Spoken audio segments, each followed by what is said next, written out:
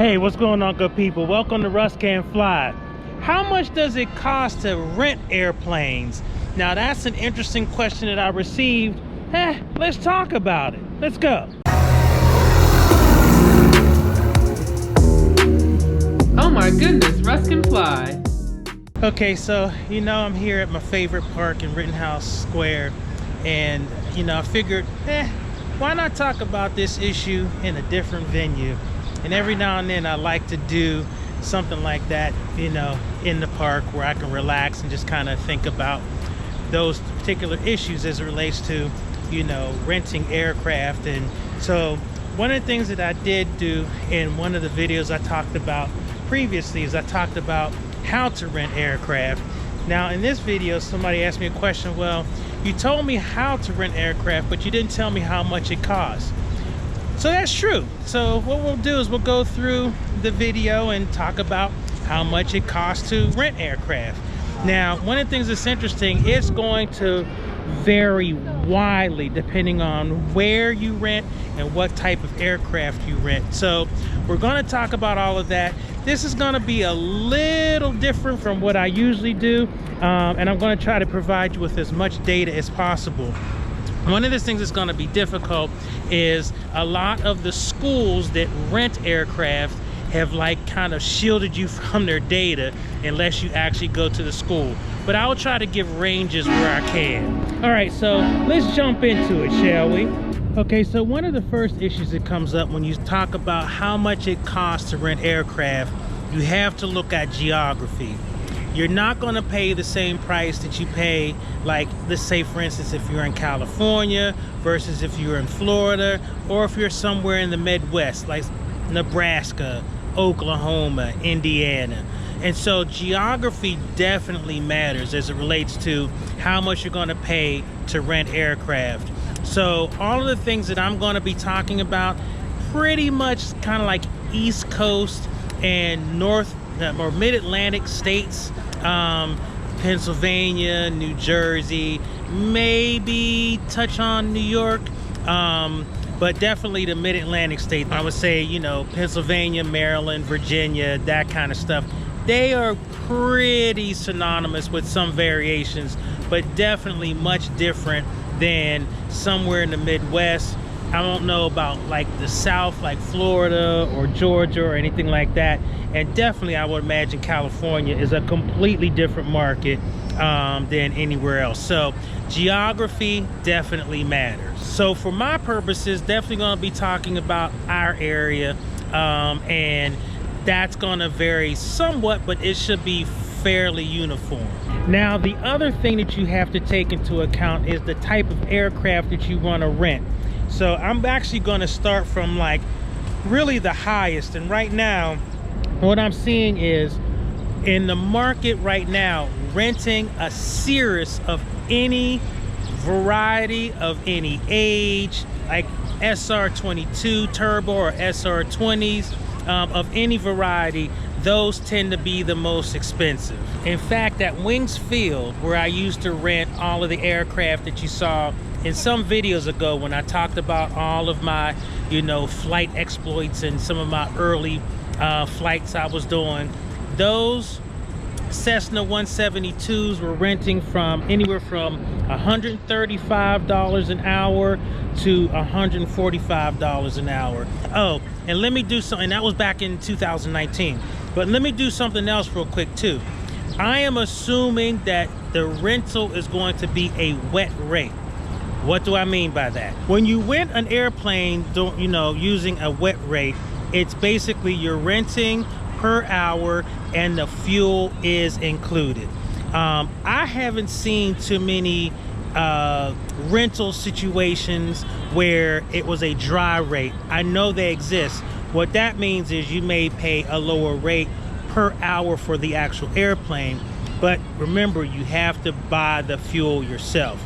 So in most instances, I'm going to be talking about a wet rate, which means that it's for the plane and the fuel is included in the price of the rental. Okay, here we go. So at Wings Field, right now, they have incredible Cirrus aircraft. And in fact, when I was doing my training there, I think it was just becoming a hub for Cirrus aircraft. And of course, they've got the Cirrus SR-22 turbos, the G7s, I think with the auto land and all of that kind of stuff. I think that's going anywhere from 625 to somewhere in that high 5 range per hour. And again, that's not counting for all the hours that you got to do to get checked out in it and all that kind of stuff, because I think at a minimum, I think you need either 10 or 20 hours to check out in an SR-22, pretty much anywhere. I know at Legacy Aviation in Doylestown, they used to have an SR-20, and I think the checkout time there was 10 hours, but don't quote me. So basically, you got to think about what it costs to even get into a situation where you can even have rental access to a Cirrus aircraft. And you're talking a serious amount of dollars before you do that. Because remember, you not only have to rent the aircraft, but you have to rent the flight instructor to certify you in it. And I think for most Cirrus aircraft, I think it's anywhere from $65 to $105 per hour just for the flight instructor. So if you do the math, let's say it's $600 an hour for the aircraft, $100 for the CFI, you're talking about $700 per hour to rent that aircraft just to check out. And if you need 10 hours, then just do the math. So, but that's definitely on the high end. Now, I was looking at, and I was trying to look at Fly Gateway or Fly Advanced Wings website to see what their rental prices were. All they say to you is they basically say, you know, schedule a tour or inquiry and all that kind of stuff. My thing is like this. If you ever go on Trade a Plane or something like that and it says, oh, inquire for price, you can't afford it. Okay, so I looked up, you know, to see if there were other places that have Cirrus aircraft. And one of the things that I did find is that Brandywine Aviation, and I think it's like in the Westchester area. I can't remember where Brandywine Airport is, but they have what they call rentals redefined, and they actually give you the numbers. And so for a SR-22 G7, again, that's the whole bells and whistles, they actually have like, looks like a rental sale. For that aircraft, it was $575 an hour. They are now renting it for $525 an hour.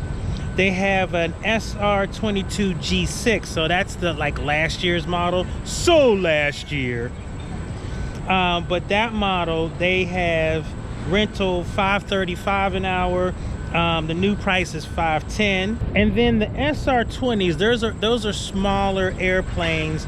I think as opposed to like 315 horsepower Continental engines, I believe the SR-22 has a 200 or 205 or something like that. Smaller engine, less horsepower.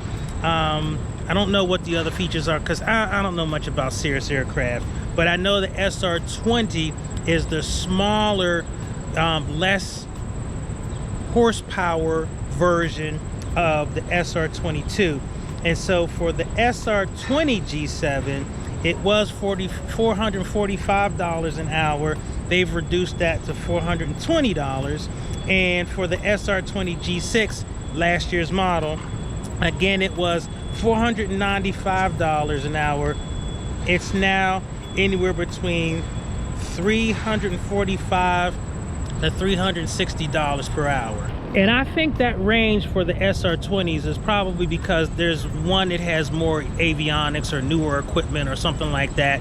And so that one is probably going to be a little bit more than you would have to pay for the one that has maybe older equipment, or has access to older avionics or whatever. So that's kind of the high end of the rentals. Cirrus aircraft are going to cost you an arm and a leg, and I don't think you know, anywhere you go, it's going to be any cheaper. I don't think you're going to pay anything less than, you know, $345 per hour to rent a Cirrus aircraft of any variety.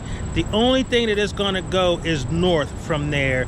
And it seems like all the places that have Cirrus aircraft in the area, that was kind of commensurate with how much you're going to have to pay. And again, I believe all those rates are wet rates, but still, $345 an hour, or can you imagine $650, $700 per hour? I mean, that's just, I'm sorry people, that's a lot of money. But if you're in that market and you know you're going to be a Cirrus aircraft owner, then I guess that would make sense. But so that's what you're talking about in terms of that level of aircraft. But let's look at the bottom end, and you know where I'm going, right? So the bottom end of aircraft would be something like a Cessna 152. And you know, I've flown the wings off of Little Sammy for quite some time. And in fact, I am just now surpassing the amount of flight time in Charlie that I had in Little Sammy over the years, just because I did a lot of flying in that airplane. Now at the time, Little Sammy was renting for $105 per hour. Couldn't beat that. And in fact, because I was so broke, and I'm still broke, but because I was so broke on the back end of my flight training, that's specifically why I went over to Doylestown, or Leading Edge Aviation, because they were one of the few that had a 152. Now, Leading Edge is not the only airport that has a 152. There is another, and let's see what their price looks like. Okay, so here's what's interesting. So I go on Tailwinds Aviation. They're located over at Northeast Philadelphia Airport. The other flight school that's over there is Legacy. I won't even really talk about them because they don't have aircraft that they really rent to you. Most of their aircraft are the Piper 181Is. Those are all of the training aircraft. And actually, that's why I'm not talking about wings either, because they don't rent any of those aircraft either. So there's no reason to, you know, talk about that. I mean, I do know that Northeast Philly will rent a Piper to you. Let's push that aside for a second until we get through this Little Sammy piece. So, but I did look at Tailwinds Aviation, again, at Northeast. And if you are looking for a flight school, check them out as well. I've known a couple people who, you know, taught out of there, and they're, you know, seems like a pretty decent flight school. But they also have a Cessna 150, not to be confused with a Cessna 152, which is Little Sammy. I don't know. Somebody else can go do the comparisons between a 150, 152. Maybe that's a video for another time, but about the same situation in terms of two-seat aircraft. I think a Lycoming engine of some variety, and I believe 105 horsepower, give or take. At the end of the day, it's a get nowhere fast, you know, very light, useful load aircraft that you're probably going to be using for time building, and certainly that's what I did in Little Sammy. But their 150 rents for $165 an hour. Now, to me, that's a little high. Now, I don't know exactly what it is at Legacy Aviation, but I believe it's cheaper than that. I remember, like I said, I was paying $105 an hour. That made flying affordable, as much as you can make flying affordable these days. And because of the fact that a lot of people didn't train in that aircraft, and you really don't have much of a useful load, meaning you can only put another person, like I was almost a useful load in terms of the weight that I add to the aircraft when it's full of fuel. And so even having another person was, yeah, kind of questionable, especially if the airplane was full of fuel. And it probably went anywhere from, you know, 65 to 105 knots maybe anywhere from 65 miles per hour to maybe 115 miles per hour, somewhere like that. But at any rate, you weren't getting anywhere fast, but it was the perfect airplane to build time, to get experience, work on your stick and rudder skills, all that kind of stuff. So that aircraft was perfect. And like I said, at the time it was 105. Now I know the price has gone up, but I don't think it's gone up to $165 an hour. But Little Sammy at leading edge and this 150 at tailwinds, definitely probably going to be the cheapest game in town. Now what's interesting, I've never flown this aircraft before, but they have a Pipistrel Alpha trainer. I think Pipistrel is kind of like a sport recreation or sport something aircraft or whatever. But believe it or not, that airplane is kind of expensive. It's $185 an hour. So, you know, I don't know. But basically, top end, definitely Cirrus. You know, you're scratching on $1,000 per hour to a Cessna 150, 152, somewhere that neighborhood from 165 down south to maybe about, I think Little Sammy's probably somewhere around 115, 120, 125 an hour at this. It's probably, sorry, it's okay.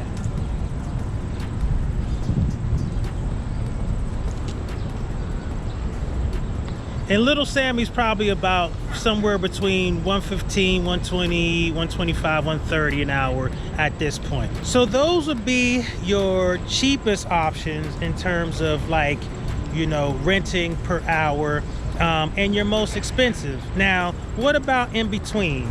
So I'm actually going to use a couple places that, you know, that I know rent aircraft, and your typical aircraft that you're going to be renting at most of the flight schools in the Northeast area are going to be your Cessna 172s, and really that whole rental situation is going to depend upon the type of engine that it has, the year that it has, and the type of avionics. And what I'm seeing from most of the flight schools is anywhere from $185 an hour up to and including $235, $250 an hour. Ouch. Now what's really crazy is that there used to be a time where you could rent a 172, and actually I was doing it for $135 an hour wet. So this is probably about 2019, 2020, thereabouts. And so it definitely was a lot more affordable. But the prices are definitely going up pretty substantially. And like I said, I'm seeing at this one flight school, they've got a 172 November model that they're renting for $235 an hour. Whew, that's rough. Okay, so I was just able to find the actual price for Little Sammy. He's now $129 per hour. And again, it's got a 110 horsepower Lycoming I-235. And I got to tell you, that is definitely, you know, worth the price of your time building. But I'm also seeing ranges for their 172s from $155 an hour up to, let's see, I see a Cessna 172 Sierra model, which is, you know, pretty powerful. Probably has some great avionics in it as well. It's $199 per hour. So as you can see, I mean, it's a wide range. So anywhere from 165 up to basically 200, 235, 240, 250 hours, $250 per hour for Cessna 172s. And, you know, there's a few other places that have some, oh, I see this one here. It's an XP, so it's a pretty sophisticated airplane. This one is $252 an hour. So yeah, so I mean, as you can see, it varies widely. So basically it looks like right now the rental market is in this area is anywhere from $130 an hour up to almost $1,000 per hour, depending on what you're renting. And so that's why you gotta make the value judgment about what it is that you're flying during training, because remember, what you train on is usually what you're going to fly. And so I'm sure there's some other schools that I haven't looked at in terms of what their prices are, and there may be some variations between that 125, 130 up to 1,000, but that's pretty much the range. One of the things that I say to people is I was so glad that I trained in a Cessna 172, because that meant that I had access to a Cessna 172 once I got my license and I wanted to build time. You could certainly train in that Pipistrel or whatever if you wanted to, or something exotic, or you could definitely train in a Cirrus aircraft. But just know that if you fly in a Cirrus, you're probably going to want to do your time building in the Cirrus as well. And so if you train in a Cirrus, you get your pilot's license, and then you want to start time building, you're probably going to have to then go somewhere else and get checked out in a Cessna 150, 152, because just because you have your pilot's license and you know how to fly that platform doesn't mean that it automatically translates into a smaller airplane like a Cessna 152. In fact, you could get yourself in a world of hurt flying in an airplane that has 315 horsepower, which allows you to make some mistakes on takeoff and landing that you would not be able to make in a Cessna, oh, get off me, in a Cessna 150 or 152, because you'd stall and spin that aircraft before, and vice versa.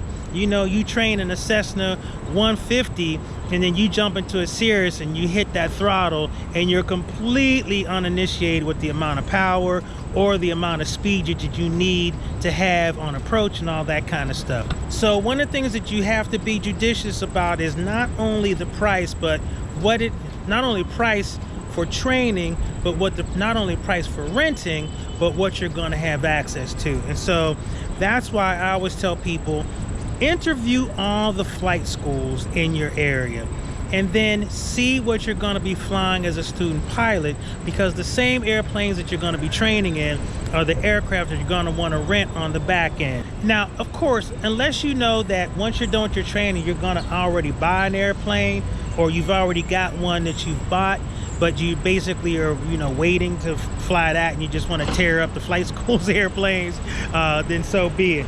But suffice it to say, definitely be very judicious about what you're going to train in and what you're going to fly on the back end. The last thing that I will say is I was definitely so thankful that there's Cessna 150 and 152 still around. Don't scoff at them, especially if you're trying to do time building on a budget. There's no reason to break the bank if you're just trying to build time, especially if you know you want to get other ratings like your instrument rating, commercial, whatever, and you have to meet hour flight minimums. No reason to go to something big and fancy and crazy like a Cirrus just to build time. Go to a Cessna 150, 152. They're fun to fly, they're amazing, and I'm gonna tell you, these airplanes are not gonna be around too much longer. I envision a time where a Cessna 150 or 152 is nowhere to be found in the Northeast, and the only thing that you have at your beck and call is a Cessna 152 at best, maybe a Piper Cherokee if you're lucky, and the rest will be Cirrus and Diamond and all that kind of stuff, and those planes are expensive. So that's all I have. I mean, and so that's some of the costs, and it does add up really quickly, and that's why I was so blessed to have little Sammy. And that's why I speak so highly of that airplane, because one, it did exactly what I needed. It was twitchy on the controls and subject to wind, but it made me such a better pilot. But it was also economical.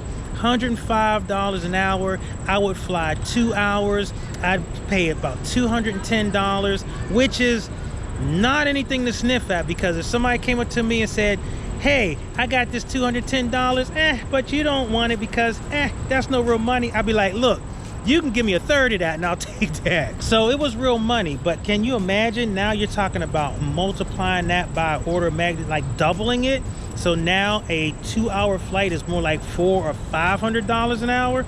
And just imagine it being $1,000 per hour. And I would say that's not out of the realm of possibilities, because I'm sure soon these Cirrus SR-22s, you know, it's gonna be version 8 and 9 and 10, easily gonna be $1,000 an hour to rent for sure. And that's gonna be crazy, because you're talking about $2,000 for a 2-hour flight. And the reason why I say 2 hour, you might as well just go ahead. Anytime you're gonna rent aircraft, at minimum you're gonna want to have 2 hours. You want to have at least a half an hour to just do pre-flight stuff and wait for fuel, just to give yourself at least enough for a full hour of flying. But remember, as soon as you turn that engine on, that Hobbs meter starts clicking and you start paying. So $2,000 an hour for just a regular fun flight. Crazy. So anyway, that's it. I know this wasn't like down and dirty in terms of a lot of details. I just wanted to kind of give a range, but I did want to answer the question that somebody suggested that I answer in terms of how much it costs. And in the Northeast, and based on Wings Field, what I'm saying at Fly Gateway Wings, what I'm seeing at Leading Edge Aviation, what I'm seeing at Tailwinds and at Brandywine Aviation, that's the ranges that I'm seeing. Now, of course, there's some other flight schools in the area I probably could have used to get more granular, to get more detail, but I just wanted to just do high level so people got an idea of what this costs. So anyway, that's it. If you have any other questions, leave a comment down below. I'll try to do, you know, if I need to do a follow-up or something like that. But at any rate, thank you so much for flying with me and joining me on this journey. We'll be back in the air next week, I promise. All right, take care. Russ can fly. I'm out. Peace.